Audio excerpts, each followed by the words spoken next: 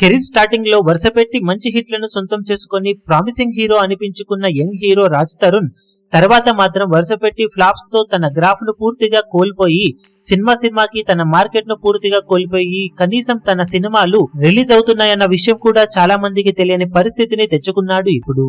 Audience ముందుకు recent గా రాజ్ తరుణ్ నటించిన కొత్త సినిమా పురుషోత్తముడు ఈ శుక్రవారం రిలీజ్ అయినట్లు కూడా చాలా తక్కువ మందికే తెలుసు. ఇక సినిమా ట్రైలర్ రిలీజ్ అయినప్పుడు మినీ శ్రీమంతుడు మూవీలా అనిపించిన పురుషోత్తముడు మూవీ ఆడియన్స్ ముందుకు వచ్చిన తర్వాత ఒక్క శ్రీమంతుడినే కాదు ఇతర సినిమాలను కూడా చాలా వరకు గుర్తు చేసింది. కానీ ఆ సినిమాలతో పోల్చితే పురుషోత్తముడు సినిమా కథ పాయింట్ ఓకే అనిపించే విధంగా ఉన్నప్పటికీ ఓవరాల్ మూవీ మాత్రం అంచనాలను అందుకోలేకపోయింది. కథ పాయింట్ కి వస్తే విదేశాలలో చదువుకొని ఇండియాకి వచ్చిన హీరోకి తన కంపెనీ బాధ్యతను అప్పగించాలి అనుకుంటాడు హీరో తండ్రి. కానీ అది జరగాలి అంటే హీరో 100 రోజులు అజ్ఞాతంలో ఉండాలని రమ్యకృష్ణ కండిషన్ పెడుతుంది.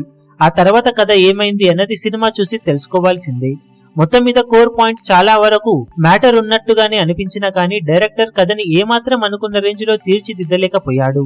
రాజ్ తరుణ్ అంత పవర్ఫుల్ రోల్ లో సెట్ అవ్వలేదు అనిపించింది. కొన్ని సీన్స్ బాగానే ఉన్నప్పటికీ చూస్తున్న ఆడియన్స్ ఆ సీన్ ఏమీ కనెక్ట్ అయ్యేలా లేవు. ఎడిటింగ్ అండ్ స్క్రీన్ ప్లే చాలా స్లోగా ఉండగా ఫస్ట్ హాఫ్ కి కొంచెం నీరసం వచ్చేయగా ఇంటర్వెల్ ఎపిసోడ్ పర్వాలేదనిపించిన సెకండ్ హాఫ్ కి వచ్చేసరికి మాత్రం సినిమా మరింత డ్రాగ్ అయింది. ఎప్పుడెప్పుడు అయిపోతుందా అని అందరూ ఎదురు చూసేలా చేస్తుంది. రాజ్ తరుణ్ కొంచెం పర్వాలేదనిపించినా ముందే చెప్పినట్లు కథకి తను ఎందుకో సెట్ అవ్వలేదు అనిపించింది. మిగిలిన యాక్టర్స్ ఓకే అనిపించగా ఓవరాల్ గా మినీ శ్రీమంతుడు లానే అనిపించినా కానీ ఎమోషన్స్ ఆడియన్స్ కనెక్షన్స్ ఆ సినిమాతో పోల్చితే పురుషోత్తముడు సినిమా సగంలో సగం కూడా మ్యాచ్ చేయలేకపోయింది. దాంతో చూస్తున్న ఆడియన్స్ సహనానికి పరీక్షగా అనిపించిన పురుషోత్తముడు మూవీని చూడాలి అంటే ఆడియన్స్ కి చాలా ఓపిక అవసరమనే చెప్పాలి. అంత ఓపిక పట్టి చూస్తే ఓవరాల్ గా యావరేజ్ లెవెల్లో అనిపిస్తుంది కానీ దానికి చాలా అవసరం అనే చెప్పవచ్చు.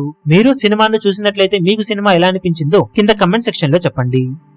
ఈ వీడియో మీకు నచ్చినట్లయితే లైక్ చేయండి, షేర్ చేయండి, ఛానల్ ను సబ్స్క్రైబ్ చేయడం మాత్రం మరవకండి. ఏ చిన్న అప్డేట్ ను మిస్ అవ్వకూడదు అనుకుంటే బెల్ ఐకాన్ ను ప్రెస్ చేయండి.